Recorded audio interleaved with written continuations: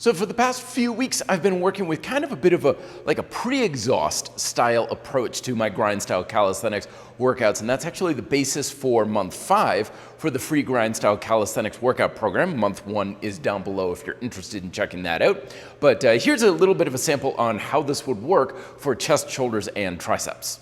So of course we start off with our tension phase, and we're gonna hit each of the main muscle groups in our push chain individually. So first is our chest, clasping the hands together and pushing, driving together to wake up the chest. But not only are we getting the pectorals working, we want the chest working with the anterior deltoids, stabilizing with our lats, pressing for a few moments, shaking out, pressing, shaking out. We're not supposed to be exhausting the muscles, just kind of waking them up. And then for the triceps, we take our suspension trainer, gymnastics rings. You can also just do this by pressing down, like a countertop or something.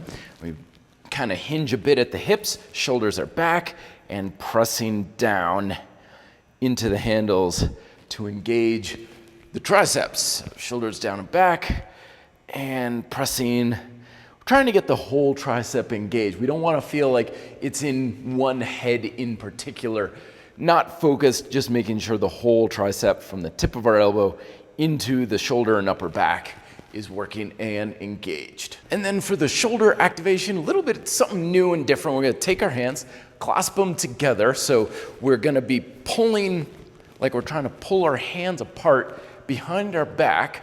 So it's almost like I'm trying to do a lateral raise, but at the same time, I'm also kind of pushing forwards with my hands against my hips. So I'm almost more like driving my arms in a direction that's diagonal, not out, not forward, but kind of a diagonal, and that's gonna get a lot of the deltoids waking up, trying again to get a little bit of stability in the back.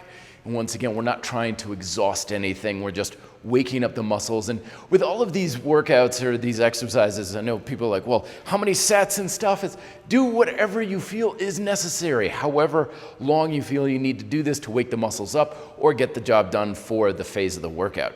And speaking of workout phases, we're on to our second phase, of course, our stability phase. So for this one, we've just kind of focused on the chest, shoulders, and triceps. Now we want everything to knit together. What I'm just gonna do here is a bit of a shifting, crawling type of approach.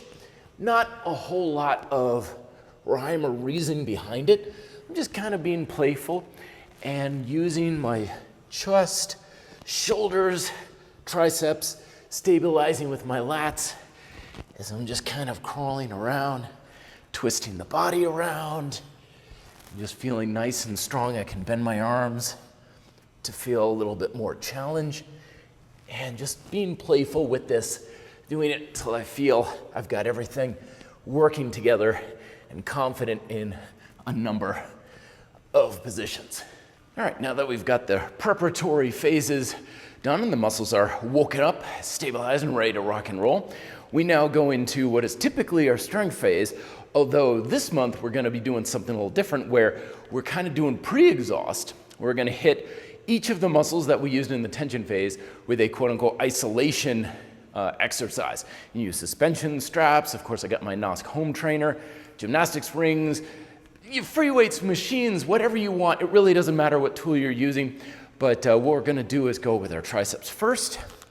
So I got our tricep extensions, and even though we usually go with heavy during the strength phase, we're actually gonna go in that more mid-range, that quote, hypertrophy range, which is kind of being shown to be a bit of a myth these days, but nonetheless, we're giving you a bit of a break from the super heavy this month.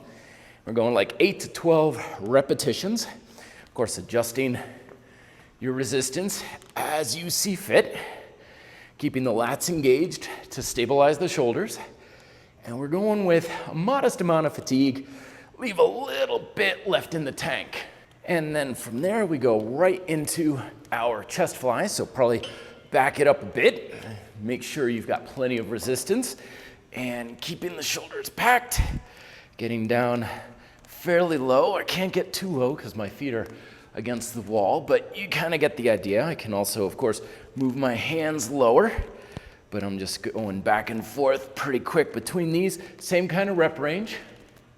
Stabilizing with the lats, just focusing a lot of intensity directly into the pectorals. And finally, to kind of target our shoulders a bit, we have the Y fly, keeping the arms as straight as possible, although they're gonna wanna bend. And we're kind of moving in a bit of a U-shaped formation with our hands, so that way we're getting all major heads at the deltoid, we're pulling back, we're going up, and we're going out, keeping the whole backside of the body engaged, as well, adjusting resistance to accommodate that rep range that we want to really kind of work the muscle in. And you'll naturally do that kind of circuit, resting as needed, but as many rounds as you feel fit. Like sometimes you're just gonna have more time and energy. You can do higher volume, 4 or 5 rounds of that or so. And other days you're just not gonna have as much. So 2, maybe 3, hell, maybe even 1 if you just wanna wake up the muscles. I'm not a big fan of assigning like dedicated set or volume numbers because every situation's different. So the amount that's appropriate for you is always gonna change a little bit here and there. It's kind of like driving your car at one dedicated speed, like drive your car at 45 miles an hour or else. Well, sometimes you need to go slower, sometimes it's prudent to go faster.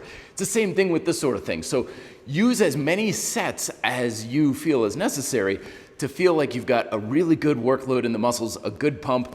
And then we have our final phase here onto the finisher phase.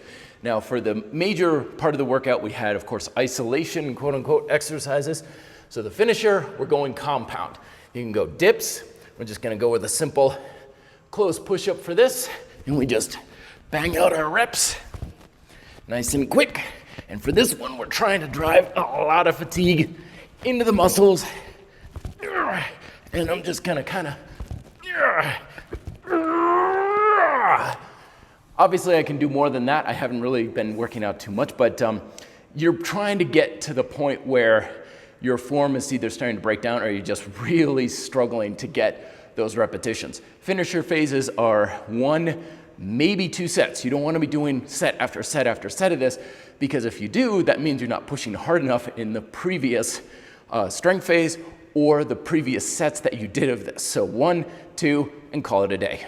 And so there we go, the pre-exhaust grind style calisthenics workout format for the month of May. And that was, of course, chest, shoulders, triceps. But if you want to check out more about grind style calisthenics, there's always my book, as well as month 1 of the free grind style calisthenics workout program is down below in the description. Thoughts and questions down below as well that I can answer for you. Thanks much for watching. Be fit, live free.